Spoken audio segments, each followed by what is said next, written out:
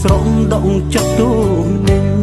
ចង់ហាស្ដីតែហាមិនចេញ